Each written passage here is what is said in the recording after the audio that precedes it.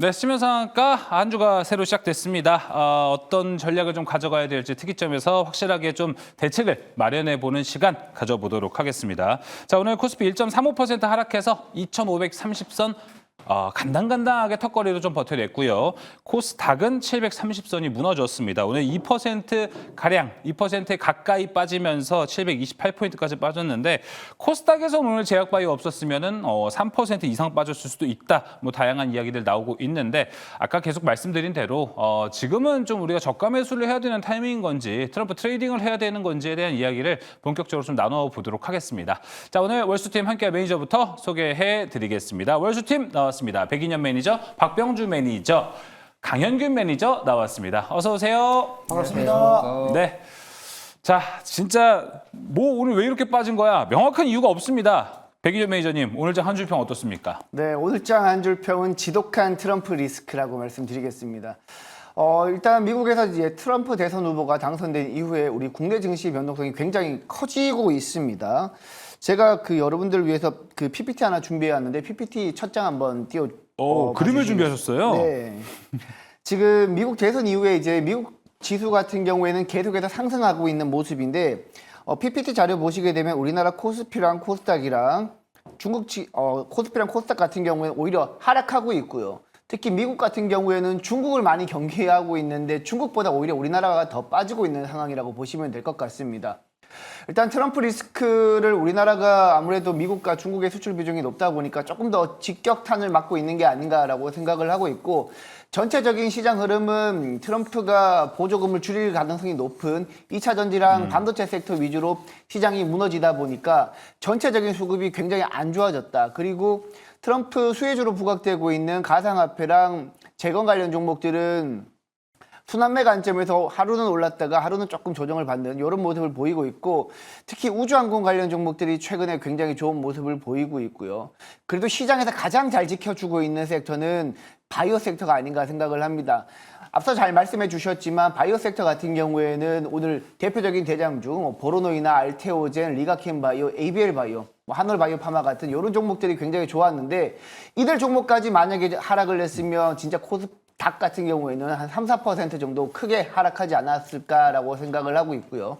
오늘 전체적인 화장품 관련 종목들도 조정을 받았는데, 향후에는 이러한 트럼프 트레이딩 추세가 내년 1월 20일 날에 트럼프가 취임을 하거든요. 네. 공식 취임 이전까지 계속해서 이어지지 않을까. 그리고 트럼프 같은 경우에는 취임 이후에 24시간 이내에 우크라이나 러시아 전쟁을 종식시킨다라고 했을 만큼 재건주에 대한 기대감도 많이 부각될 거고, 반도체 보조금 얘기도 계속해서 언론을 통해서 할 거기 때문에 여기에 따라서 여러분들이 조금 트럼프 수혜주 위주로 조금씩 포트를 변경하는 전략도 한번 고민을 해봐야 될 때가 네. 아닌가라고 생각을 하고 있습니다. 알겠습니다. 미 대선 이후 지수 변화를 같이 살펴봤습니다. 뭐 S&P 500, 다우존스, 나스닥 당연히 좋을 거고요. 일본 증시 좋았고요. 대만도 좋았고 중국마저 올라갔는데 우리만 지금 마이너스거든요. 백인현 매니저, 이 정도면 우리가 좀 뭐 트럼프랑 왼수졌다 이렇게 봐야 되나요, 지금?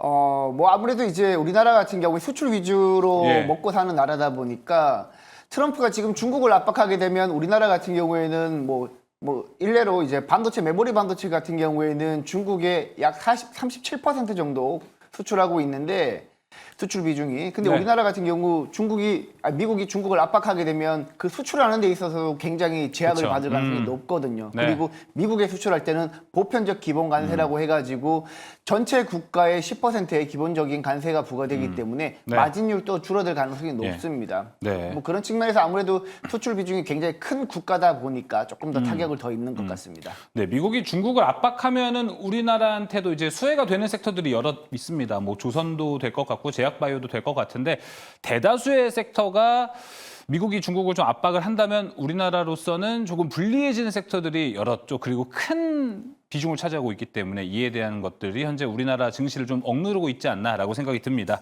자, 이어서 박병주 매니저님 오늘장 한 줄 평 들어보겠습니다.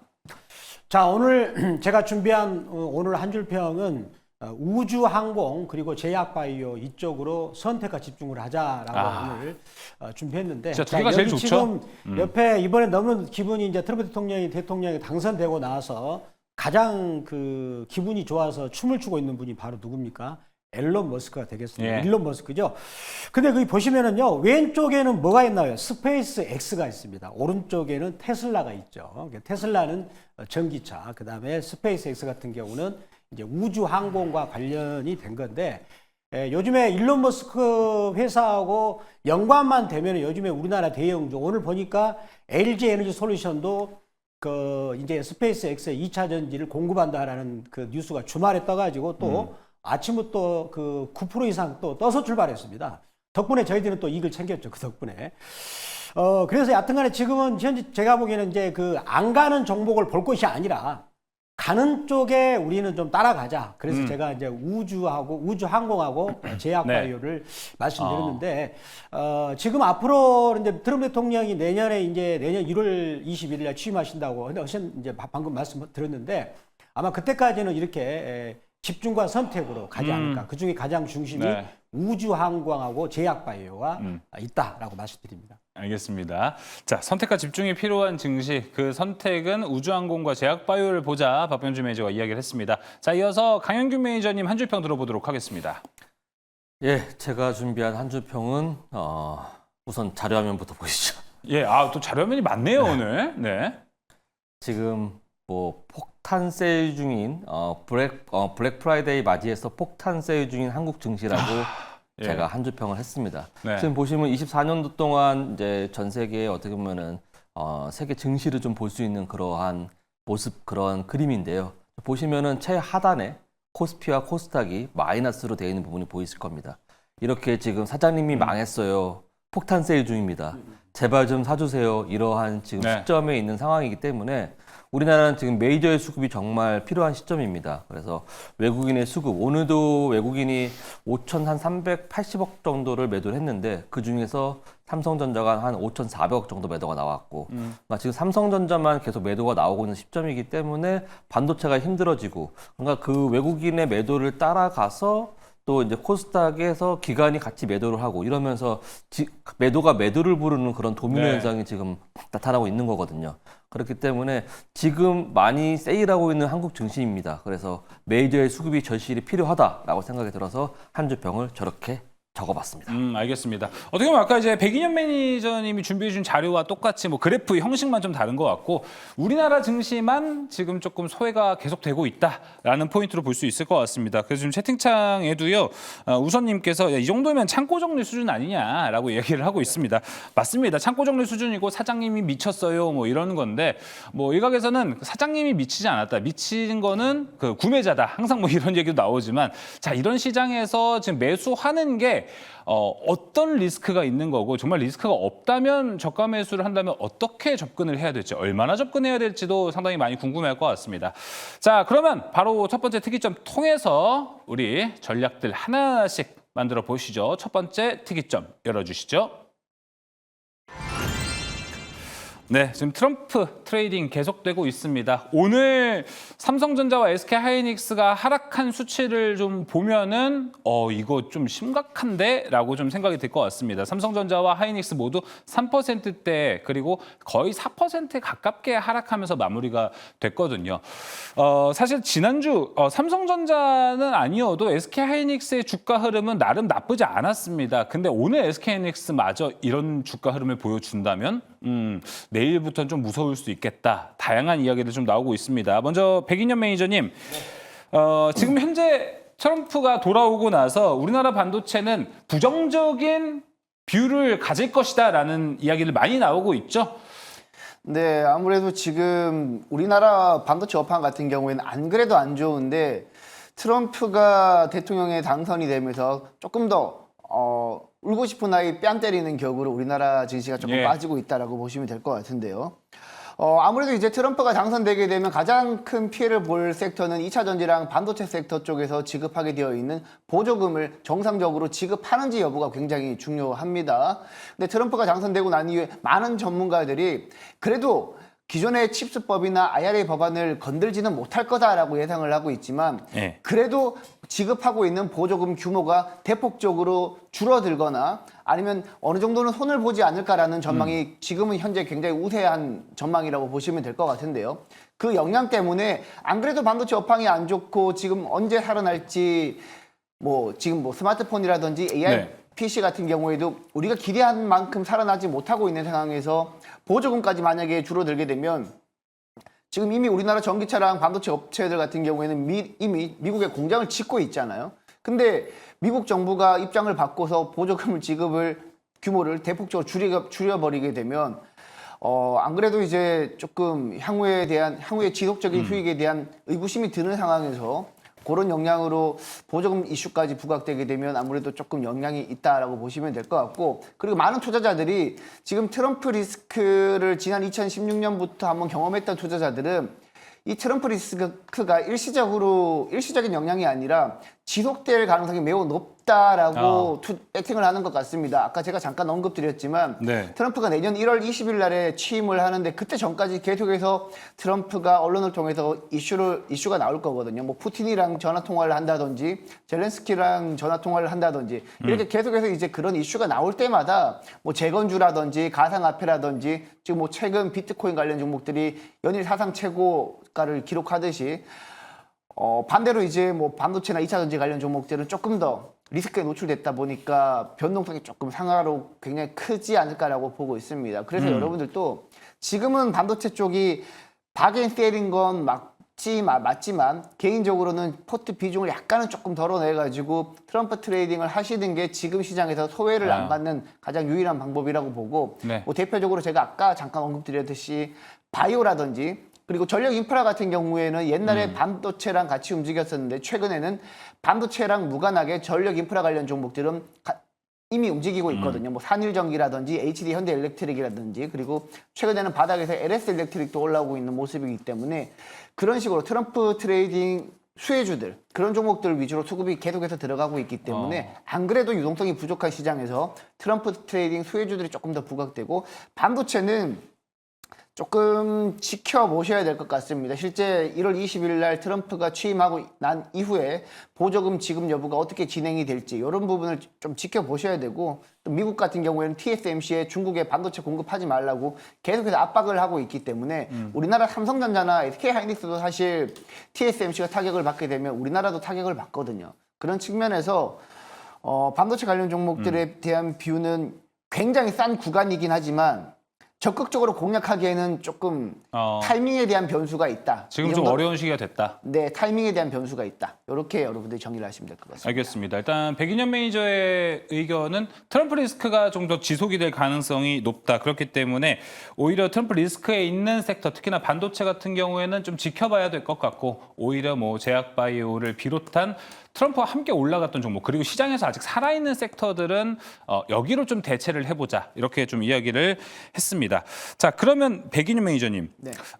트럼프 리스크가 지속이 될 거라고 얘기를 해주셨는데 뭐 칩스법 관련해서 이야기했습니다.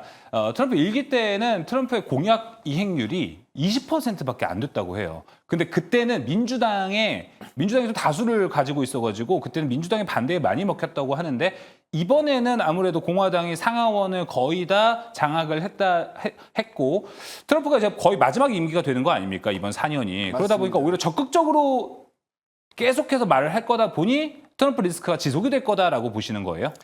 네, 그때 당시에도 사실 트럼프가 실제 공약률이 낮았다고는 하더라도 그때 하루에 한 번씩 잠에서 깨어나면 트위터에 계속해서 막 엉뚱한 글을 적고 그랬단 말이죠. 전체 글로벌 시장에 영향력을 미칠 만한 글을 적고 그랬었는데 이번에도 크게 다르지 않다라고 보고 있습니다. 주목받는 걸 좋아하는 대통령이다 보니까 이번에도 그 이행 여부와 상관없이 반도체에 대해서 계속해서 언급을 할 거고요. 2차 전지에 대해서도 언급을 할 거고 그리고 북한 쪽에 대해서도 중국 쪽에 대해서도 거의 매일 코멘트를 할 거라고 저는 보고 있어요. 그걸 지난 2016년도 한번 경험했던 투자자들은 네. 이걸 충분히 이해하실 겁니다. 그래서 공약 이행률과는 무관하게 이번엔 또 상하원 다 거의 공화당이 장악했기 때문에 공약 이행률과는 무관하게 트럼프 리스크는 조금 더 지속되지 않을까라고 보고 있습니다. 알겠습니다. 트럼프 리스크 지속된다. 반도체 조금 지켜봐야 된다라고 이야기했고 그럼 백인현 매니저 반도체 저가 매수는 조금 더 생각을 해봐야 된다라는 식인 거잖아요. 솔직히 저가 매수 지금 충분히 가능한 구간입니다. 솔직히 저 같은 경우에도 지금 뭐 무료 방송을 진행할 때는 저가 매수 가능하다라고 항상 말씀을 드리고 있는데 오늘 반도체 관련 종목들이 무너지는 거 보고 그렇죠.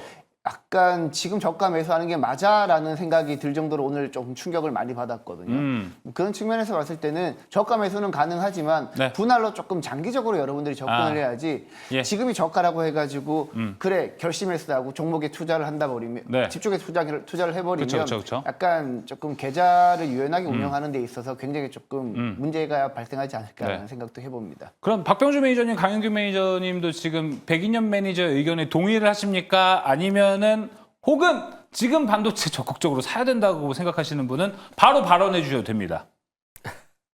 쉽지 않군요.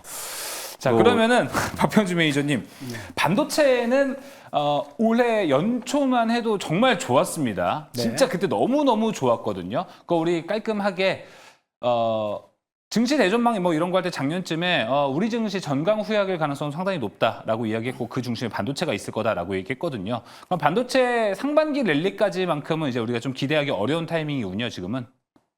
네, 그렇습니다. 제가 그러면은 요걸 가장 이제 시각적으로 시청자 여러분들한테 너무 쉽게 한번 네, 그래프를 좋습니다. 보면서 제가 말씀드리겠습니다.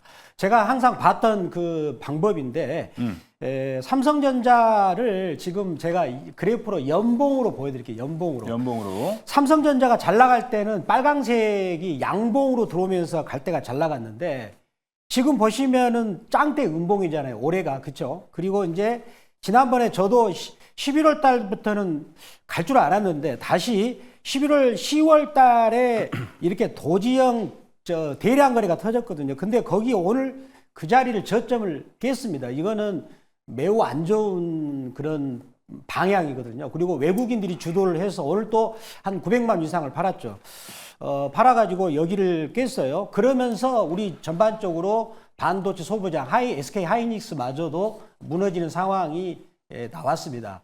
그러면 우리는 그대로 저는 이럴 때는 내가 시장에 대항하지 말고 그대로 봐주는 거죠. 그래서 삼성전자를 비롯한 우리나라 반도체 관련주들이 뭔가 문제가 있다. 그러면 이제 그 문제점에 대해서 제가 이제 나름대로 한번 이번에 트럼프 대통령이 되고 나서 그런 상황을 보면 이런 얘기가 들고 있어요. 지금 중국이 경기가 안 좋은데 이번에 경기 부양책도 적극적인 경기 부양책이 아닌 지방 정부 부채를 갚는 그 돈으로 주로 쓰인다고 하더라고요. 그러면 그게 우리나라 삼성전자한테 긍정적이니까 우리나라 전체적인 산업에 긍정적이지 않을 것이다. 그리고 지금 중국 같은 경우는 트럼프가 대통령이 될 가능성에 대비를 해서 플랜 2를 만들어 가지고 그러면은 이제 공격적으로 자기들이 관세나 여러 가지를 통해서 자기 반도체 산업을 사멸시키는 그런 조치를 미국이 취한다. 따라서 저기들도 그러면 반도체 수급을 어떻게 받지? 라는 플랜 2를 만들었는데 그게 우리한테 별로 좋지 않다는 거죠. 이제 그러면 그럼 어차피 이제 트럼프 정부에서 삼성전자한테 중국으로 핵심 반도체 D램이나 HBM 수출하지 말라.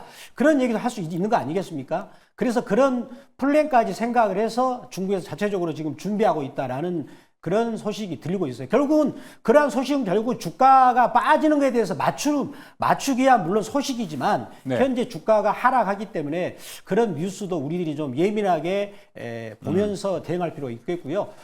그래서 저는 반도체에 대해서는 조금 이제 견해가 좀 바꿔서 좋지 않다, 조심하자 이렇게 말씀드립니다. 알겠습니다. 결론적으로 이제 반도체는 좀 조심해야 되는 시기가 됐다라고 이야기했습니다. 추가적으로 아까 이제 채팅창에 올라와 있는 댓글들도 같이 좀 읽어보도록 하면 좋을 것 같습니다. 같이 띄워 주시죠. 자, 먼저 신희님께서 올려주신 내용. 진짜 여기서 더 떨어질 줄이야. 어질어질하다. 그다음에 착한 암소마을님께서 삼성아 힘내라 이렇게 이야기를 하고 있습니다. 근데 삼성이 조금 더 힘내기가 어려운 게요. 지금 강영규 매니저님. 미국이 TSMC에 이어서 삼성전자도 중국의 7나노 이하 기술 수출을 금지할 수도 있다. 이런 이야기가 지금 조금씩 나오고 있죠. 네. 근데 삼성전자에게 중국을 금지한다라는 거는 너무 큰 부분을 차지해갖고 그렇죠. 매출의 한 20-30%를 까먹게 되는 건데 더 어려워지는 거 아닙니까? 더 힘들어질 수 있습니다. 지금 삼성전자의 큰 위기라고 생각이 드는데 삼성전자에서 오피셜로 뭔가 나온 그런 발언들이 없는 상황입니다. 그러한 가운데서 내일 이제 삼성전자 임원단 무슨 회의와 그런 결정 회의가 있는데 네. 그쯤에서 시작해서 이번 주 안에 삼성전자에서 무언가의 대책을 내세우지 않을까라고 생각이 좀 네. 들어 보이고, 그다음에 지금 반도체 업황을 보게 되면은 최근에 어떻게 보면 우리나라 시장이 처음에 그 주식 시장이라는 거 봤을 때 올해 처음에는 반도체가 좀 이렇게 흥하고 가장 강세였던 시장이었고, 그게 저물고 그다음에 뭐 다른 테마주들로 갔다가 방산으로 갔다가 지금 우주항공으로 이렇게 넘어가는 사이클이 좀 빠르게 회전하고 있는 상황인데, 우리나라에서 시가총액 상위의 비중을 차지하고 있는 기업들이 다 거의 반도체이기 때문에 그런 것들에 인해서 외국인의 수급이 반도체 삼성전자의 매도로 나오면서 그거에 따라서 뭐 기관이 같이 소부장을 때리고 그러다 보니까 오늘 같은 경우는 반도체가 그 증시를 다 끌어내린 거거든요. 네. 그런 부분으로 봤을 때 삼성전자 또한 뭔가 특단의 조치를 취해야겠지만, 저는 이제 정부 쪽에서도 지금 대만에서 반도체에 대한 TSMC에 대한 규제를 미국에서 할 것이라는 것을 예상해서 방위산업, 뭐 방위산업이라든지 무기라는 그런 부분에서 수입을 할 것을 뭐랄까 카드로 이렇게 내세우고 있다라고, 뭐 그런 걸 준비하고 있다라는 걸 제가 이제 소식을 들었습니다. 네. 그렇다고 한다면 우리도 반도체에 대한 그런 제재법이라든지 그런 것들에 대한 것들에 대해서 정부 차원에서라도 그러한 맞대응할 수 있는 카드를 준비하는 게 좋지 않을까라고 생각이 들고 있고, 지금 상황에서 삼성전자가 살아나야 반도체가 살아나고 그래야지 증시가 살아난다고 보기 네. 때문에 삼성전자가 중국에 대한 그런 부분을 미국에서 제재한다는 것도 정부 차원에서 좀 대응을 해줘야 되는 부분이라고 생각 들고, 네. 수급적인 측면에서도 외국인이 매도를 많이 하고 있으면 기관이 좀 받아주는 그런 부분이 있어야 되는데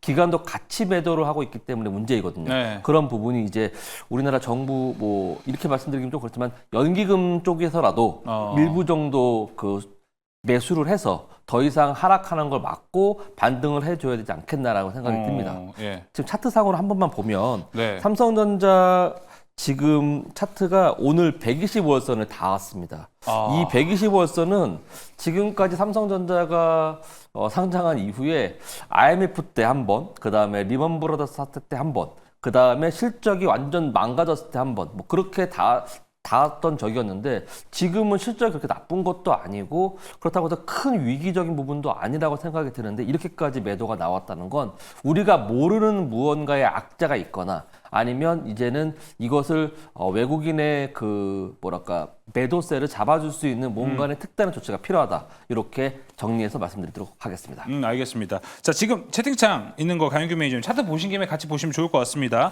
강 PD님께서, 저희 PD도 강 PD거든요. 근데요, 지금, 예. 삼전 차트 보면 22년 9월 30일 53,000원 갭 있음.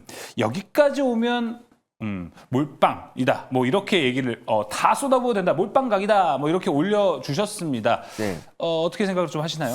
그 정도 53,000원이 아니라 만약에 지금 53,000원까지 가면 네. 5만 원도 위협할 수 있다라고 생각이 듭니다. 그래서 53,000원 삼성전자를 매입하는 건 매수한다는 것은 반등이 나오는 걸 확인한 이후에 들어가는 게 가장 뭐랄까 현명한 그런 방법이지 않을까라고 생각이 듭니다. 지금 떨어지는 칼날에 잡을 필요가 없습니다. 네, 그래서 저는 삼성전자는 조치가 나오고 반등이 나오고 나서 잡아도 충분한 수익을 거둘 수 있기 때문에 떨어지는 칼날에 네. 잡지 말자라는 말씀을 드리도록 하겠습니다. 알겠습니다. 세 분 의견을 좀 종합해봐도 지금 반도체 정말 저가 매수도 생각 많이 하고 사야 된다라는 걸로 의견이 지금 종합이 되고 있습니다. 그렇다면 결국에는 우리는 이제 반도체 말고 대안이 될 수 있는 곳은 어딜까? 당연히 뭐 이제 트럼프 트레이딩 쪽으로 봐야겠죠. 아까 이제 박병주 매니저님은 처음부터 우주항공과 제약바이오를 강조해 줬고, 나머지 매니저님들은 어디를 먼저 강조하실지 궁금합니다. 먼저 백인현 매니저님.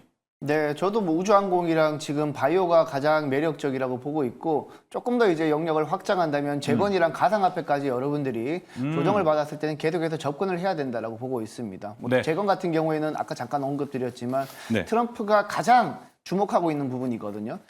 트럼프가 러시아랑 우크라이나 전쟁을 종식시키게 되면 진짜 노벨 평화상을 받을 정도로 많이 이슈가 될 거기 때문에 아마 트럼프의 성격상 이런 재건 그 우크라이나 러시아 전쟁 종식이라든지 아니면 중동 리스크 이 부분에 대해서 굉장히 처음에는 조금 집중해서 약간 영향을 펼치지 않을까라고 생각하고 있습니다.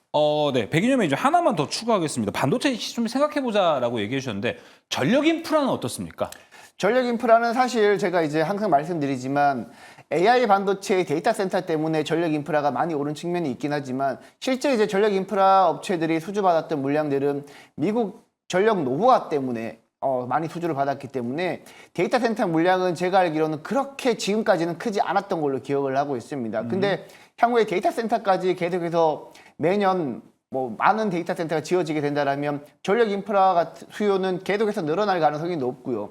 그리고 데이터 센터 외에도 풍력 에너지라든지 태양열 에너지라든지 그리고 원자력 발전소도 계속해서 설립하게 될 경우에는 전력 인프라가 거기에 다 들어가거든요. 그렇게 되면 사실 전력 인프라 지금 슈퍼 사이클이 아직 절반 정도밖에 안 왔다. 아직 시작도 안 했다라고 생각을 하고 있기 때문에 이쪽에서 슈퍼 사이클은 조금 더 장기화될 가능성이 높다라고 보고 있습니다. 알겠습니다. 뭐 아까 이제 제약바이오와 우주항공을 강조해준 박병주 매니저님, 당연히 뭐 두 섹터가 현재는 최고겠죠? 저는 이제 그 부분 말씀을 드렸기 때문에 오늘 현대차, 기아, 즉 이제 자동차 부품주는 말고요. 네. 현대차, 기아, 오늘 현대모비스 이 3인방이 오늘 굉장히 좋았습니다. 특히 이제 현대차를 제가 이제 좀 강조드리고 싶어요. 현대차 같은 경우는 이번에 트럼프 대통령이 당선이 될 것이라는 그런 부정적인 요인에 대해서 맞아요. 가장 먼저 주가가 반응을 했습니다. 그쵸? 올해 7월 초부터 빠져가지고 계속 이제 하라고 나서 트럼프 대통령이 당선되고 나서 이제 바로 주가가 안 빠지고 오르고 있습니다. 그러면 왜 안 빠지고 오르는가? 먼저 이 회사 실적도 좋고요. 그다음에 두 번째 테슬라하고 거의 비견되게 지금 현대차하고 기아의 전기차가 미국에서 굉장히 잘 팔리고 있는 상황이고, 그리고 지금 미국, 중국이 이제 서로 무역 전쟁을 하더라도 이 회사 주로 제 두 번째 영업망은 인도에 있습니다. 더군다나 인도 현대차를 또 IPO를 했기 때문에 우리가 이제 현대차가 조용히 살며시 지금 올라오고 있는데 현대차하고 기아 두 종목 보시고 그다음에 현대모비스까지. 근데 현대차 자동차 부품주 계열 같은 경우는 약간 아직 차트가 만들어지지 않았더라고요. 네. 그래서 세 종목 정도를 관심 있게 보시면은 우리나라 전체 시장의 방향도 좀 보이지 않을까라고 말씀드립니다. 차트상으로만 보신 건가요? 아니면 좀 이제 트럼프가 집권을 한 이후에도 현대차, 기아 쪽에서 어떤 쪽으로 좀 좋아질 거라고 보세요? 수출이 더 늘어난다? 그쪽 측면인 그러니까요. 건가요? 지금 보시면은 이제 미국과 중국에서 네. 지금 중국 전기차에 대해서 관세를 매기잖아요. 관세를 매기면, 그런데 지금 현대차하고 기아는 공장이 어디가 있나요? 미국에 조지아가 있거든요. 그리고 인도에 있어요. 그렇죠. 그러면 오히려 어부지리로 수혜를 입을 수가 있다는 거죠. 우리가 간단히 생각한다면. 그리고 또 최근에 원달러 환율이 지금 1390원대, 1400원 왔다 갔다 합니다. 그러면은 환 차익을 보더라도 막대한 환 차익을 볼 수가 있다는 그런 두 부분, 쉽게 말하면 그런 두 부분 있습니다. 그리고 그 외에도 많지만 일단 두 가지만 말씀드릴게요. 네, 알겠습니다. 달러에 대한 것도 있고 중국을 좀 압박하다 보니까 거기에 대한 수혜를 받을 수도 있을 것 같은데, 오늘 이 이야기는 조금 더 뒷부분 탑5에서도 좀 디테일하게 나눠볼 수 있을 것 같으니까 거기서 더 다양한 이야기 나눠보시면 좋을 것 같습니다. 자동차 한번 투자 아이디어 삼아보시면 좋을 것 같고요. 이어서 강영균 매니저님은 어디를 한번 주목해 보시렵니까? 네, 저는 뭐 지난 방송에서도 말씀드렸지만 우주항공 테마는 이제 시작이다라고 생각할 정도로 지금 많이 올라왔지만 더 올라갈 거라고 보고 있고, 내년에 준비되어 있는 중소위성에 대한 부분의 법제계도 이제 좀 체계화돼서 좀 바뀔 예정이고, 그리고 앞으로의 통신은 5G 넘어서 6G로 넘어갈 때 지금 일론 머스크가 준비하고 있는 스타링크 같은 경우도 지금 큰 대륙을 커버하기 위해서 위성을 쏘아서 통신망을 구축하고 있는 거지 않습니까? 네. 그런 것처럼 통신망을 구축하기 위해서 위성을 쏘는 거고, 위성을 쏴서 통신망을 구축하게 되면 그 다음엔 자율주행이 더 크게 발달할 수 있는 부분이거든요. 그런 것들로 봤을 때 우주항공은 이제 좀 길게 호흡을 놓고 봤을 때 계속해서 봐야 될 테마라고 보여지고, 자율주행이 지금 뭐 우주항공이나 방산에 비해서 조금 덜 올라온 편이 있어요. 그리고 로봇 쪽에서 조금 약한 편이 있는데, 그 두 섹터도 역시 일론 머스크가 강조하고 있고 주 테마로 계속 밀고 있는 그런 네. 섹터이기 때문에 그런 쪽도 수급이 좀 들어올 수 있지 않을까 단기적으로 그렇게 생각하고 있습니다. 그리고 또 단기적으로 봤을 때 미국에서 지금 52주 신고가를 갱신하고 있는 걸 봤을 때 뭐 사이버 보안주라든지 AI 클라우드라든지 그런 종목들이 52주 신고가를 갱신하고 있는 부분이 있어요. 그런 것들에 대해서 그 딥페이크 부분이 최근에 좀 많이 이제 관련된 종목들이 많이 조금 이제 조정을 받았는데 네. 그런 것들도 다시 반등이 나올 시점이지 않을까 생각이 들고요. 그런 부분을 봤을 때 이제 우주항공을 이제 큰 필두로 해서 파생될 수 있는 그러한 산업들로 계속해서 뭐랄까 시장이 예. 계속해서 수급이 돌지 않을까 이렇게 판단하고 있습니다. 알겠습니다. 확실히 지금 반도체는 좀 힘든 타이밍 그리고 우주항공은 새 매니저가 모두 입을 모아서 동일하게 강조하는 섹터로 나왔습니다.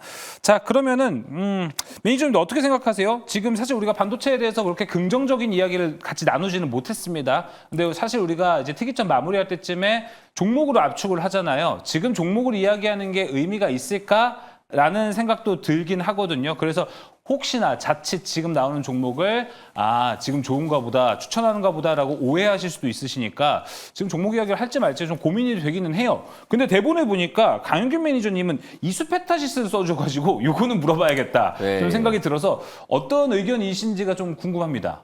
이수페타시스 같은 경우는 지금 뭐랄까 나왔던 올빼미 공시라고 하죠. 우리들이 대응할 수 없게끔 장 마감 이후에 네. 유상증자 공시를 내와서 그렇게 해서 그거에 대한 실망 매물이 나왔던 부분. 욕 그래서 먹어야죠, 많은 이거는. 예. 주주들이 지금 화가 나 있는 상황인데 그 전에 먼저 돌았던 소문이 유상증자가 될 것이다라는 것 때문에 하락을 했었고 그러다가 반등이 나왔던 시점이 유상증자가 철회될 수도 있을 것 같다는 얘기가 돌았기 때문에 반등이 나왔던 거거든요. 근데 바로 그 다음 날 바로 올빼미 공시를 때리면서 지금 내려왔 상황입니다. 그래서 지금 이수페타시스 같은 경우는 그러한 리스크함이 있어서 개파락해서 지금 하락한 부분도 있고 거기다가 중국에서 나온 그 중국향에서 나온 실적이 좀 안 좋은 부분도 많이 반영됐다라고 좀 보여져요. 그래서 이 지금 정도 가격이라면 지금 차트를 보게 되면 이게 지금 이스페타시스 주봉이긴 한데 23년도 4월, 5월 그때부터 이스페타시스가 상승을 크게 했습니다. 크게 하고 나서 지금 조정이 들어가고 있는 상황인데 그 상황이 120일선을 돌파하고 120주선을 돌파하고 나서부터 시세가 터진 건데 지금 120주선에 다 있는 상황입니다. 그래서 이거 이평선적으로 기술적으로 봤을 때 지금 구간이라면 과거에 23년도 11월 달에도 지켜줬던 구간이고 가격적인 부분에서도 지지가 되고 이평적인 부분에서도 지지가 되기 때문에 여기서라면 반등이 나오지 않을까라고 생각이 들어서 악재는 이미 다 반영됐다라고 보여지고 그래서 주가가 많이 하락한 부분이 있어서 여기서 횡보하다가 반등이 나오지 않을까라고 생각이 들어서 네. 굳이 사자면 이수페타시스가 괜찮지 않을까라고 네. 생각이 들어서 말씀드려 봅니다. 굳이 산다면 이야기를 해줬습니다. 자 유상증자 이슈가 상당히 지금 매달 나오고 있다라는 생각이 듭니다. 지난달에 고려아연부터 해가지고 참 기분 나쁜 소식들이 여러 가지가 나오고 있어요. 그래서 저희가 의견을 종합했는데 백인현 매니저와 박병주 매니저님 모두 다 종목에 대한 이야기는 해주시겠다라고 해주셨습니다. 박병주 매니저님 어떤 종목 얘기해 주시려고요? 저는 이제 기존의 반도체 알려진 것보다도 새롭게 생성되고 있는 한화 인더스트리얼 솔루션즈라고 있습니다. 이건 지금 매수 타이밍이 괜찮다는 겁니까? 근데 이제 굳이야 찾는다면 그렇습니다. 적극적인 매수는 아니죠. 왜 그러냐? 반도체 업황이 워낙 안 좋잖아요. 굳이 참다면 이 종목인데 이 종목 같은 경우는 지금 한미 반도체하고 SK 하이닉스한테 납품한 TC 본드죠. HBM을 고도화시키는 그런 장비인데 요새 한미 반도체 주가가 안 좋아요. 그러면은 지금 이 회사 한화 인더스트리얼 솔루션즈의 자회사인 한화 정밀 기계가 한미 반도체하고 경쟁을 해서 잘하고 있다라는 것이 주가에 지금 보이지 않는가 보입니다. 그래서 지금 제가 준비한 차트를 한번 보시겠습니다. 네. 이거는 볼린저 밴드로 제가 보는 건데 예. 이 볼린저 밴드 벌떼기가 지금 좁아지고 있죠. 이 벌떼기가 좁아져 가지고 위로 틀까 말까 하고 있어요. 근데 거기서 위로 틀어버리면 이제 가려고 하고 있는 건데 그런데 반면에 한미반도체는 주가가 계속 떨어지고 있어요. 그러면 시장에서는 한화 정밀 기계가 더 유리한 측면이 되지 않을까 라고 생각을 하는데 이제 반도체 시황이 워낙 뒷받침이 안 되기 때문에 오늘 또 좀 밀렸지만 그래도 지금 그 빨강색 선 추세를 지고 있습니다. 네. 그래서 관찰을 하시면서 박명주 매니저 또 밴드나 무료방송 오셔가지고 오면 또 말씀드리겠습니다. 알겠습니다. 하나 인더스트리얼 솔루션즈 하나인더였습니다. 굳이 찾는다면이라고 박병주 매니저도 전제를 깔았습니다. 여러분 굳이 찾는다면이라는 뉘앙스 잘 파악하시길 바라겠고요. 백인현 매니저님도 그렇습니까? 굳이라는 게 붙습니까? 일단 뭐 반도체 쪽 투자하시는 분들이 지표로 삼을 수 있을 만한 종목 SK 하이닉스가 저는 좋아 보이고요. AI 반도체 쪽에 조금 특화되어 있다 보니까. 그리고 지금 또 사도 되는 종목으로는 테크윙을 제가 말씀을 드리겠습니다.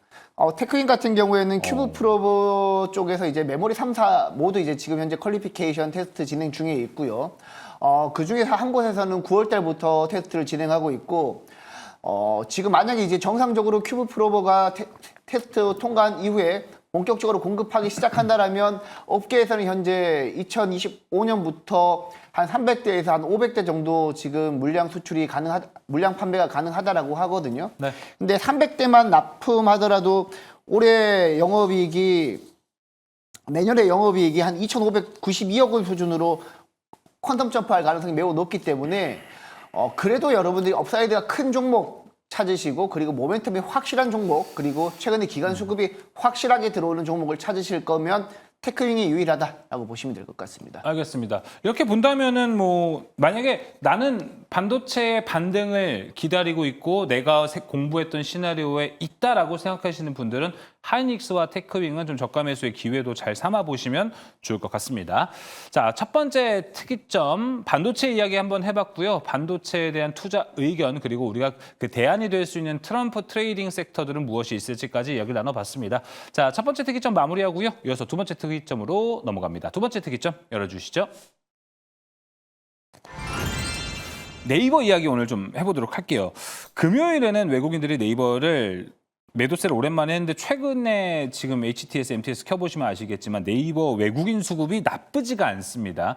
최근에 좀 이제 바닥에서 찍고 올라온다. 뭐 다양한 이야기가 나오고 있는데 네이버의 최수연 대표가 앞으로 매출의 25%를 AI에 투자하겠다라고 하면서 과연 이제 네이버가 클로바엑스를 통해서 작년 이맘때 큰 기대감은 모았지만 기대가 컸던 만큼 실망도 컸거든요. 그 이후로 주가가 길을 피지 못하고 있습니다. 이번에 여러 가지 좀 계획 발표한 것을 보면은 문제점도 많이 좀 간파하고 있는 것 같다. 이런 뷰가 좀 있는 것 같은데 강영균 매니저님 반면 교사가 좀 된 것 같습니까 지금? 예, 저는 네이버를 지금쯤이면 이제 사봐도 될 것이다라고 와. 생각이 듭니다. 네. 17만 6천 원이면 많이 내려왔어요. 네. 많이 내려왔고 지금쯤이면 이제 상승했던 부분은 많이 그러니까 클로바엑스에 대한 실망 매물로 다 나왔다라고 좀 보여지고 지금 한 10월 말일부터 시작을 해갖고 한 열흘 동안 연기금이 계속해서 사고 있습니다. 기관에서 연기금도 사고 있군요. 계속 매수를 해주고 있고 외국인도 동반 매수를 해주고 있기 때문에 지금 외국인과 기관이 동반 매수를 해주고 있는 종목이 흔치가 않습니다. 아, 그렇군요. 그러한 가운데서 대형주 부분 네이버 크게 매력적이라고 좀 보여지고 조금 전에 말씀 해주셨다시피 그 최수연 대표께서 오늘 있을 그 네이버 컨퍼런스 단이라는 컨퍼런스에서 얘기할 때 제가 네이버에 대해서 뭐랄까 좀 부족한 부분이라고 해야 되나? 아니 좀 아쉬운 부분 이 부분 때문에 네이버가 지금 빠지고 있다고 했던 부분들을 시원하게 긁어주는 그러한 발언들을 많이 해주셨습니다. 네. 어떤 부분이었냐면 네이버가 원래는 우리나라의 검색량 1위였거든요. 그쵸. 검색할 수 있는 그러한 엔진의 검색 엔진 1위였고 거기서 많은 쇼핑과 많은 그 인프라가 구축이 돼 있었는데 그거에 아성에 도전했던 게 카카오였고 그러면서 조금 나눠졌고 그러면서 이번에는 이제 유튜브와 인스타그램이라는 그러한 플랫폼이 생기면서 그쪽으로 많은 이제 소비자들과 많은 그러한 시청자들이 글로 이렇게 넘어갔습니다. 그러면서 광고적인 부분과 그 다음에 클릭에 대한 부분 그리고 쇼핑에 대한 부분 그래서 그런 것들의 매출이 많이 급감해지는 부분이 생기면서 매출이 급감해지는 거는 어떻게든 만회할 수는 있는데 그게 아니라 이제는 시대에서 멀어지는 느낌이 들었었거든요. 예. 근데 그런 것들을 오늘 그 네이버 다안이라는 그 컨퍼런스에서 얘기했을 때 앞으로 우리는 AI를 이용해서 이러이러한 것들을 하겠다라고 했던 부분들이 중에서 하나가 뭐냐면 이제 지금 뭐 3D를 이용해서 그 부동산 지도라든지 그러한 부분들과 그다음에 광고주와 소비자를 연결했을 때 그런 것들을 AD 그런 부분들을 이제 기술력을 적용시켜가지고 우선 베타 서비스를 한번 돌려봤더니 뭐 클릭 수가 40% 증가하고 그 다음에 그러한 뭐 그 불만 사항도 많이 줄어들고 그 다음에 매출적인 부분도 많이 좀 신장됐다는 그러한 결과가 도출되면서 앞으로 더 크게 AI를 이용해서 그 네이버가 더 혁신적인 그러한 걸로 거듭나려고 네. 하는 모습을 볼 수 있었습니다. 예, 알겠습니다. 지금 뭐 채팅창에도 네이버 하니까 또 이게 한 3년 전만 해도 국민 주식 중에 하나였습니다. 네이버와 카카오가. 그래서 많은 분들이 좀 관심을 가지고 계신 것 같아요. 하얗게 불태웠더님께서는 네이버 이제 사도 되나요? 이제 쪼꼬쪼꼬님께서는 네이버 주문 1시간 뒤 배송 서비스 한대요. 이렇게 올려주셨습니다. 저게 이제 네이버 주문 이제 1시간 뒤에 발송한다라는 게 또 아마 가윤균 매니저가 그래도 그 컨퍼런스 보면서 야 그래도 좀 쇄신을 하려고 하네라는 포인트로 다가오지 않았을까라고 좀 생각이 듭니다. 왜냐하면 자존심 버리고 그래도 쿠팡 따라가겠다는 거잖아요. 그렇죠. 예. 지금 쿠팡 그 새벽 배송이 저는 수도권에서만 좀 있는 건지 알았습니다. 그 아파트를 중심으로 해서 처음에는 그렇게 시작했던 것들이 그 좀 더 불리한 지역인 그 뭐랄까 서울을 벗어나서 수도권에 있는 뭐 그 수도권에 있는 시골에 있는 뭐랄까 산간에 있는 그런 지역까지 쿠팡 배송이 되고 있는 걸 봐서 그쵸. 와 이렇게까지 쿠팡의 파급력이 크구나. 그리고 이거를 저는 이용하고 있지 않지만 주변에서 다 이용하고 있는 부분을 네. 봤을 때 이거의 파급력이 되게 큰데 지금 네이버에서 새벽 배송이 아닌 1시간 배송으로 하면서 이게 내년부터 시작한다고 하는데 그런 부분에서 이제 뭐랄까 새로운 숨통을 킬 수 있는 그러한 한쪽에 그러한 쿠팡이 갖고 있는 인프라를 네. 그런 거를 점유율을 우선 가져오면서 새로운 활로를 모색하려고 네. 한다라는 부분을 봤을 때 저런 것들도 꽤 이렇게 좋아 보였고요. 예. 그 외에 OTT, 그러니까 네이버 프리미엄을 구독하게 되면 그게 비용이 한 5,000원 내외 정도 돼요. 맞아요. 근데 그런 걸 구매하게 되면 OTT 중에서 가장 뭐 유명한 넷플릭스의 그 가장 베이직한 그런 요금제가 5,000원 좀 넘어서는데 그런 부분도 같이 이제 콜라보를 해가지고 네. 서비스로 집어넣고서 많은 부분들을 이제 콜라보해가지고 네이버 프리미엄에 대한 부분은 가치를 좀 높이려고 하는 부분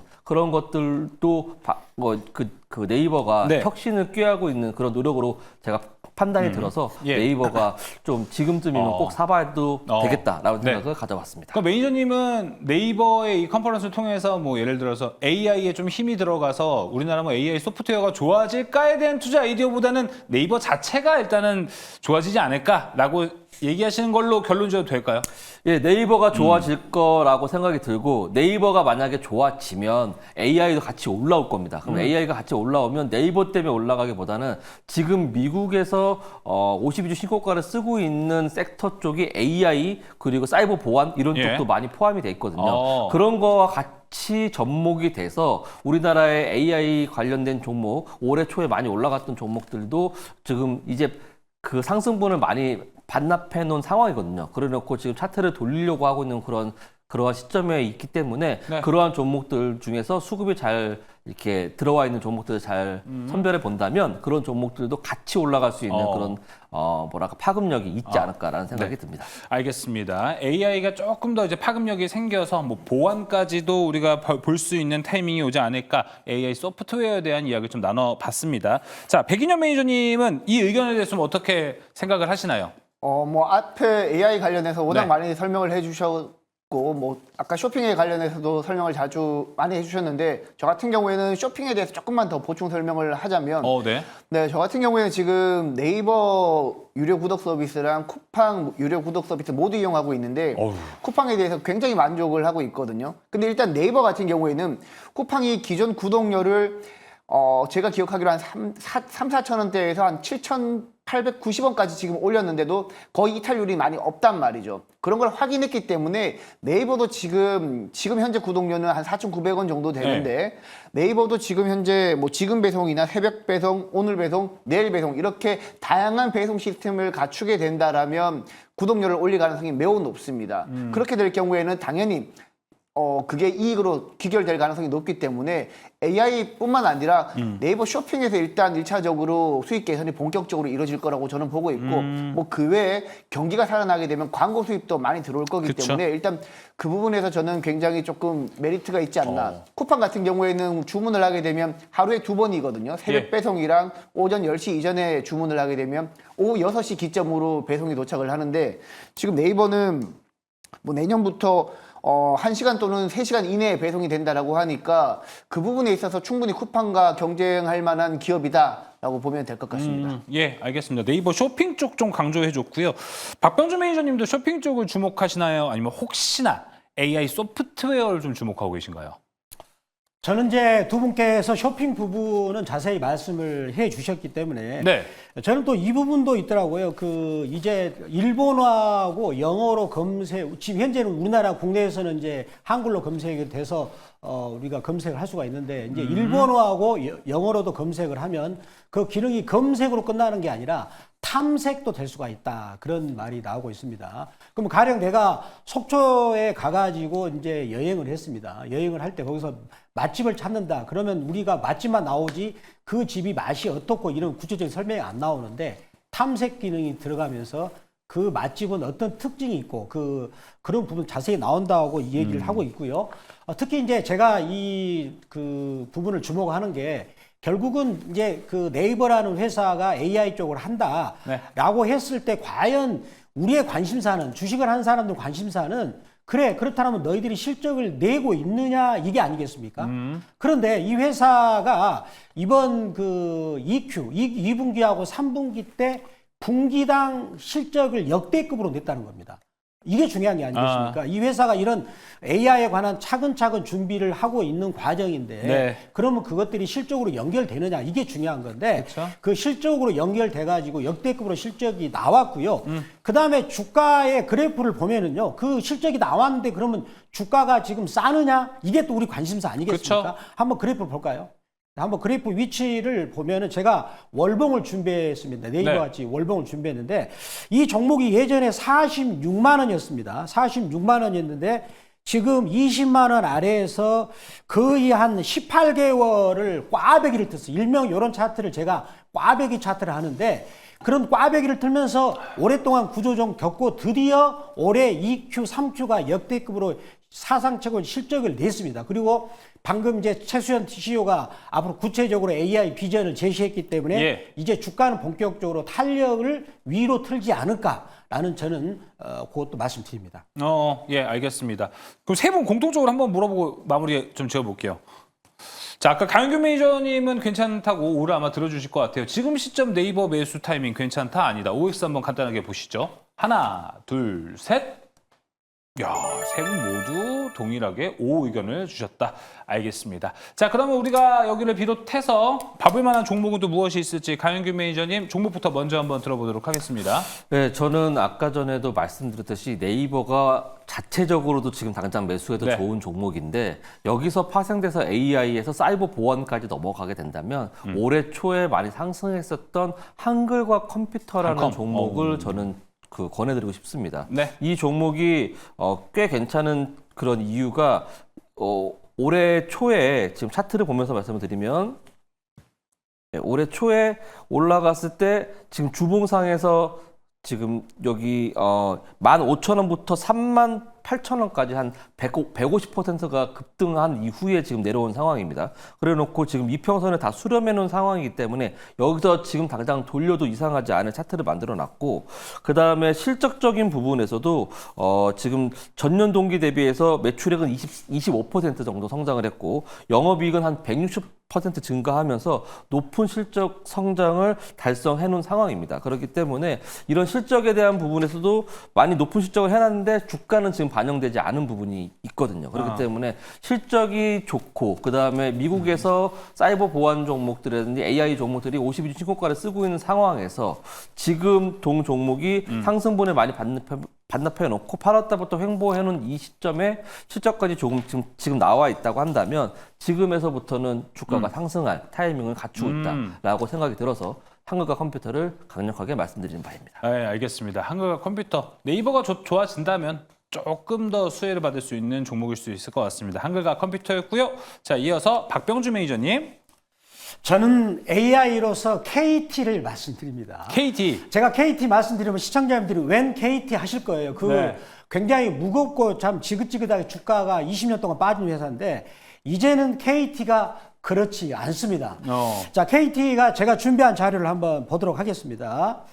자, 먼저 이제 YKT 셋이라고 있습니다. 이 준비한 자료인데 이 회사 자회사가 있습니다. 예. KT 셋이라는 그 자회사인데요.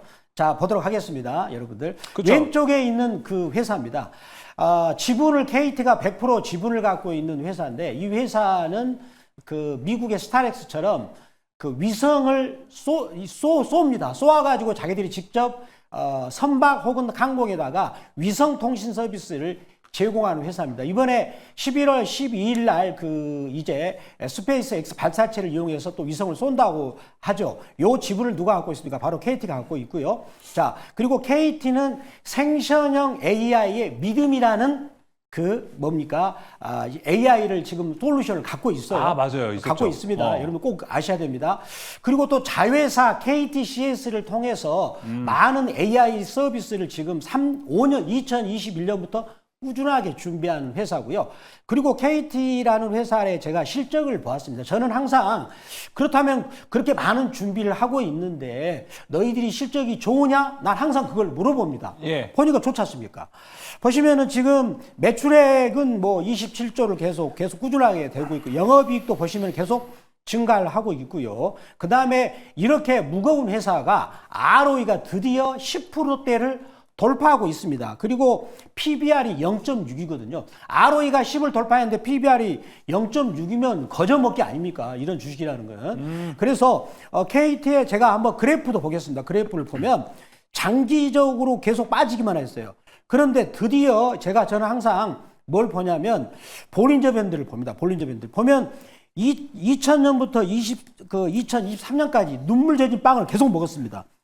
원래 이렇게 눈물을 많이 흘리고 나서 방향을 틀어버리면 엄청 가는 겁니다. 근데 드디어 방향을 틀었습니다. 그게 파란색하고 빨간색을 틀어버리면 방향을 틀어버리거든요. 네. 그래서 23년 동안 계속 울기만 했는데 이제는 눈물을 닦고 이제는 환희의 웃음을 그쵸. 서서히 짓긴 그런 종목이다. 그래서 저는 KT가 숨어있는 AI 흑진주다라고 말씀을 드리겠습니다. 야, 차트에 서사가 다 있군요, 박병주 매니저님. 예, 눈물 젖은 빵까지 비유를 해주셨고 이제는 잼 발라 먹어서 딸기 잼 발라 먹어서 맛있게 먹을 수 있는 자리가 왔다. KT 이야기해 주셨습니다. 자, 이어서 백인현 매니저의 종목은요. 네, 저는 네이버가 가장 좋아 보입니다. 지금 차트 한번 잠깐 잡아주시게 되면 예.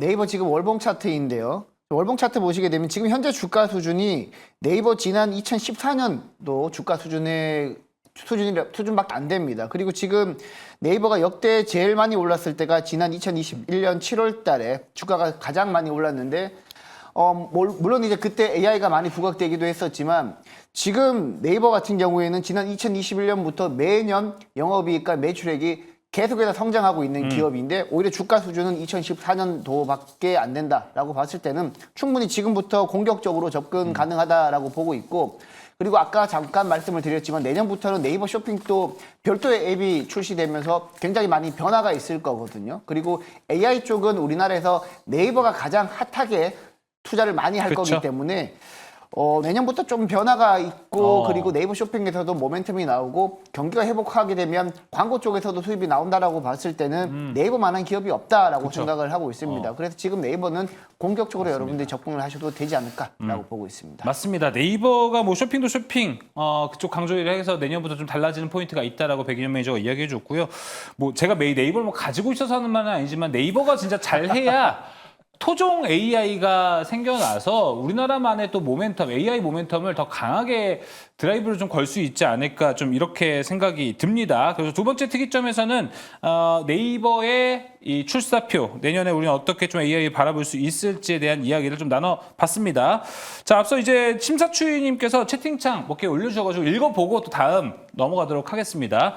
강현균 매니저님 주도락 하시는 분 아닌가요? 라고 이야기하고 이 채팅 올라올 때가 이제 박병주 매니저님이 계속 이제 네이버 맛집 이야기 하실 때였거든요. 그래서 이제 더 윈도우님께서는 강현균 매니저님을 두고 아마 왠지 맛집 많이 할 것 같다라고 이야기를 해주셨습니다. 강현균 매니저님 뭐 주도락도 하시고 맛집 많이 하십니까?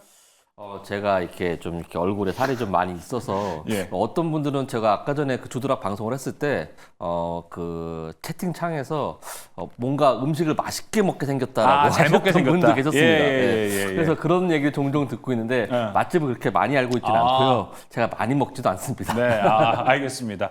제가 사실 식성 좋다라는 얘기를 많이 듣거든요. 넌 돌도 주워 먹겠다 이런 얘기 많이 들었는데 아마 시청자분들은 강윤균 매니저를 또 그렇게 보지 않으셨나. 하지만 소식자였다라는 것도 말씀드려보도록 하겠습니다. 자, 두 번째 특이점 마무리하고요. 이어서 세 번째 특이점 넘어갑니다. 세 번째 특이점 열어주시죠. 어떻게 본다면 오늘 이 앞에 있는 두 가지보다는 이 세 번째 특이점은 오늘 되게 중요하지 않을까 싶습니다. 아까 이제 박병주 매니저가 이야기했던 KT, SAT 이 위성이 내일 발사가 됩니다. 그렇기 때문에 우리나라에 새로운 위성이 또 올라가고 이제 6G 넘어가는 시점에서 계속해서 항공 우주가 트럼프 트레이딩으로도 올라가고 있고요. 내년에 6G가 이제 사용이 된다면 저궤도 위성에 대한 모멘텀 그 어느 때보다 강할 거다. 다양한 이야기들 좀 오고 있습니다. 자, 일단 우주항공이 이 트럼프 트레이딩과 함께 아주 강하게 올라가고 있는데요. 박병주 매니저는 오늘 방송 처음부터 우주항공 이야기를 계속 해줬습니다. 자, 그러면 이제 박병주 매니저님 요새 너무 잘 올라가고 있어요.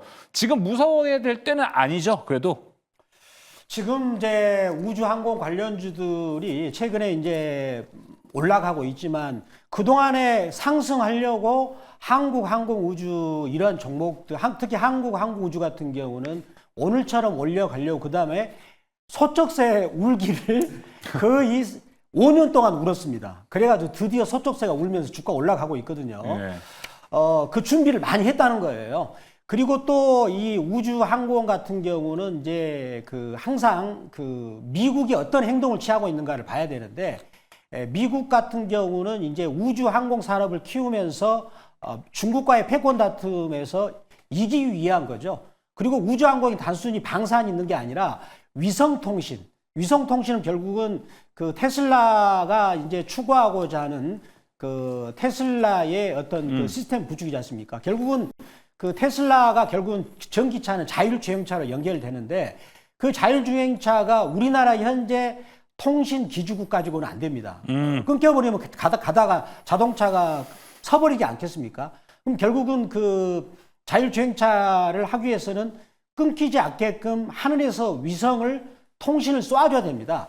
그런 부분하고 또 연결이 되고요. 또 미국 같은 경우는 드라파라는 미국의 고등계획국이 추진하고 있는 부분인데 결국은 달나라에 거기다가 새로운 기지를 건설해가지고 이제 사람까지 보내고 달나라에 있는 수많은 자원도 이용할 계획인데 결국은 그런 부분들이 중국과의 패권 다툼을 통해서 이기기 위한 그런 포석인데 그래서 우리나라 같은 경우도 우주항공청이 올해 5월 27일 날 출범해가지고 그리고 주가가 거기서 이제 기간 조정했지 않습니까? 그래서 이번에 또 트럼프 대통령이 이제 당선이 되면서 이분은 키울 것이다. 더군다나 일론 머스크가 전폭적으로 이제 둘이 어깨를 나란히 하면서 그럼 우리나라 우주 항공 산업도 올라갈 것이다. 그런 분위기가 만들어지면서 한화 시스템이 그동안에 오랫동안 기다가 박스권을 들었고요.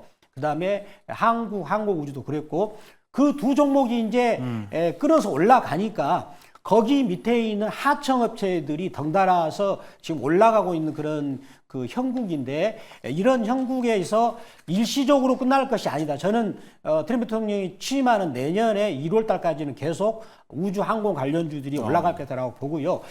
특히 이제 제가 준비한 자료 아까 봤습니다만은 두 개 자료를 제가 한번 보면서 보겠습니다. 아까 KT셋 그거는 역시 KT에서 위성을 쏘았어요.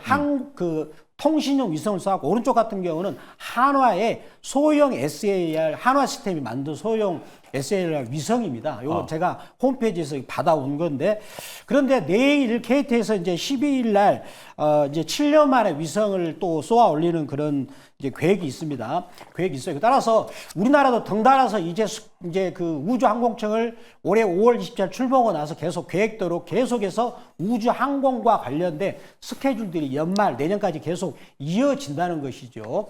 그래서 따라서 정리한다면 우주항공 관련주들 같은 경우는 이제 관심 있게 보시되, 그런데 주가가 단기적으로 많이 오른 주식들은 좀 경계를 하시고, 예. 그렇지만 오르지 않는 숨은 흑진주들이 많아요. 네. 제가 오늘 여러분들한테 DS 단석을 이어서 새로운 홈런 종목을 제가 조금 이따 박병주 매니저 특이한 종목에서 준비를 했습니다. 그걸 특이한 주목하시면 종목이요? 되겠습니다. 특이한 종목이라고 해주셨어요.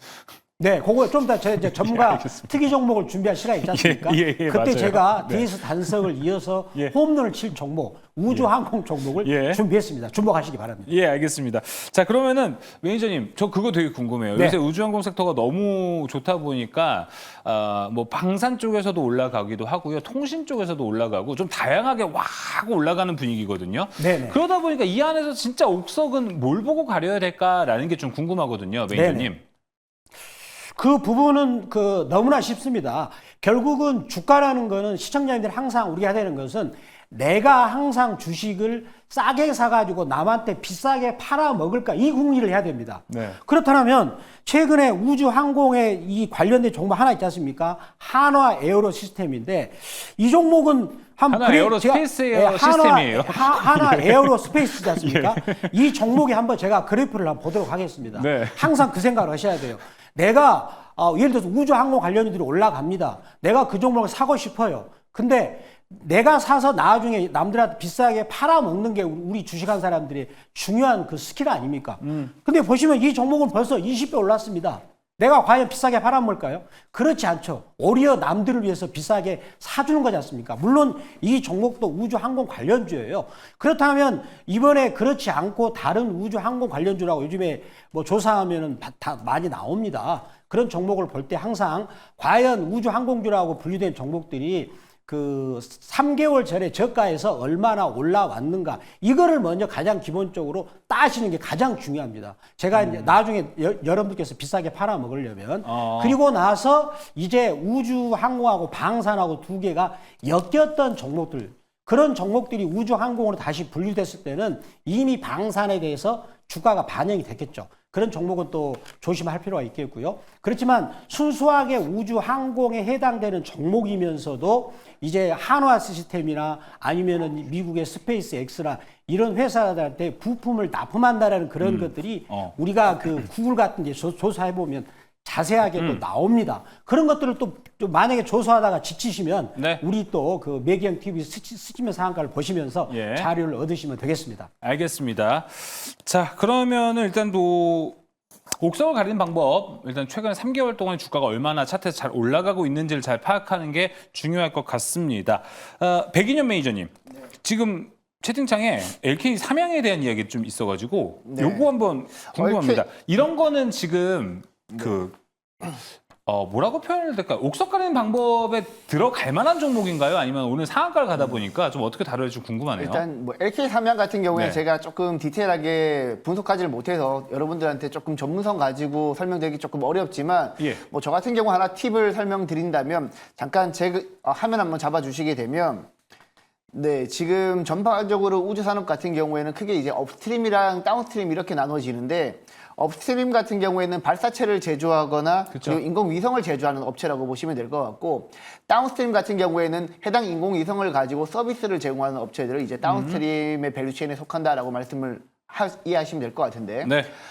많은 이제 애널리스트들이 생각을 하기로는 업스트림 쪽에 속해 있는 종목들이 조금 더 수혜를 받을 가능성이 높다라고 지금 많은 전문가들이 예상을 하고 있고요. 뭐 대표적으로 이노스페이스라든지 세트레가야 같은 그런 종목들이 업스트림 종목에 속하고 있고 제 네이버 밴드에 들어가시게 되면 제가 제 네이버 밴드에서 백인년 매니저 검색하시고 그 밴드에 들어가셔가지고 우주라고 이제 글 검색에 검색을 하시게 되면 제가 밴드에 우주항공 밸류체인을 쭉 이렇게 정리를 해둔 게 있습니다. 그쪽에 들어가서 여러분들이 조금 더 다양한 정보들을 네.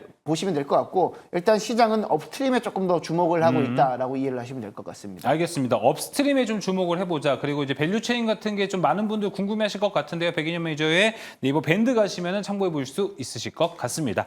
자, 그럼 여기는 이제 바로 좀 종목 압축을 같이 해보도록 하겠습니다. 강균 매니저님도 사실 이 섹터에 대해서 지난주부터 계속 강조를 해주셨어요. 여기 좋을 것 같다고. 어디가 지금 괜찮은 종목 같습니까? 저는 조금 전에 박병주 매니저님께서 말씀하셨던 한국항공우주를 좋게 보고 카이로. 있습니다. 예. 오. 왜냐하면은 다른 종목들은 이미 많이 올라간 상황이고 지금 한국항공우주만 고점을 돌파한 지 얼마 되지 않은 상황입니다. 거기다가 실적도 좋게 나오고 있는 상황이고 가이던스 컨센서스 대비해서 매출액이 한 4% 증가하고 영업이익도 4% 증가하고 그다음에 영업이익률도 좀 꽤 올라가 한 8.4% 정도를 찍고 있는 걸로 봤을 때 네. 영업이익률 8.4%는 이렇게 큰 기업이 찍는 거는 정말 크게 실적을 잘 내고 있는 부분이거든요. 그런 걸로 봤을 때 지금 한국항공우주가 그동안 많이 쉬었던 부분을 돌파하려고 하는 건데 차트를 잠깐 보면서 말씀드리도록 하겠습니다. 네. 지금 과거에부터 시작됐던 2015년도부터 2020년도까지 계속 하락 추세였던 이러한 모습이 2020년부터 22년도까지 바닥을 다지고 이제 올라와 놓고 2년 동안 지금 횡보했던 구간이 6만 원 구간이었습니다. 거기를 최근에 강한 거래량을 동반해서 돌파해놓은 시점이기 때문에 이제부터 이 종목은 시작이다. 다른 종목들은 오. 지금 뭐 40%, 50% 그렇게 올라왔는데 이 종목 이제 저점 대비해서 한 10% 올라온 상황이거든요. 그러니까 고점을 돌파해서 한 10% 올라온 상황이기 때문에 여기서 한 10에서 20% 정도 업사이드가 남아있다고 판단이 돼서 네. 한국항공우주가 물론 보기에는 높아 보이지만 맞아요. 크게 펼쳐놓고 본다면 이제 시작이다라고 판단되기 때문에 네. 한국항공우주를 제가 권해드린 바입니다. 네, 알겠습니다. 지금 채팅창에 한국항공우주 좀 위험한 위치 아닌가라고도 궁금해하시는 분들 많을 것 같은데 강윤규 매니저 무료 방송이나 밴드 통해서 또 다른 아이디어 얻어보시면 좋을 것 같고요. 박병주 매니저의 종목은요? 저는 이제 한화 시스템을 말씀드립니다. 자, 이 종목도 이번에 최근에 단기간에 많이 올랐습니다. 그렇지만 이 종목을 제가 그래 따라서 우리 그 시청자 여러분들께서 적극적으로 매수 이거는 아닙니다. 좀 이 종목이 가장 대표 주자입니다. 근데 이 종목이 잠깐 눌림목이 나왔을 때 말씀드리고요. 이 회사 같은 경우는 스페이스 X뿐만 아니라 이제 유럽의 윈웹이라는 그 이제 스타링크를 대체할 수 있는 강력한 우주 항공 회사가 있습니다. 거기에도 납품을 하고 올 가능성이 있고요. 네. 그리고 이제 가장 제가 핵심 종목은 20분에 말씀드리는 특이한 종목 시간에 그때 제가 말씀을 드리겠습니다. 하나 시스템 좋지만 더 좋은 종목 잠시 후에 공개한다고 합니다. 아마 특별한 포트 대결에서 공개가 될 것 같습니다. 자, 이어서 백인현 매니저님 종목 공개해 주시죠. 네, 앞서 이제 두 분께서 우주항공 관련 종목 중에서 대형주 굉장히 좋은 종목들을 소개해 주셨기 때문에 저는 이제 스몰캡 종목 중에서는 이노스페이스 아까 잠깐 언급드렸는데 네. 소형 발사체 전문 업체이고요. 소형 발사체 같은 경우에는 비용은 상대적으로 조금 많이 들지만 대형 발사체에 비해서 정확한 위치에 내가 원하는 위치에 띄울 수 있다는 장점이 있기 때문에 소형 발사체 시장이 빠르게 성장을 하고 있습니다. 그래서 이노스페이스를 저는 추천드리도록 하겠습니다. 네, 이노스페이스 백인현 매니저의 종목이었습니다. 자, 오늘 특이점은 이제 여기서 마무리를 해보도록 하겠습니다. 오늘 특이점 세 가지 이야기를 같이 해봤습니다. 특이점 세 가지 이야기 이슈 정리하고 이제 종목별로 우리가 좀 어떻게 대응을 해야 될지는 특별한 탑5 통해서 함께 확인해 보시면 좋을 것 같습니다. 지금 넘어갑니다.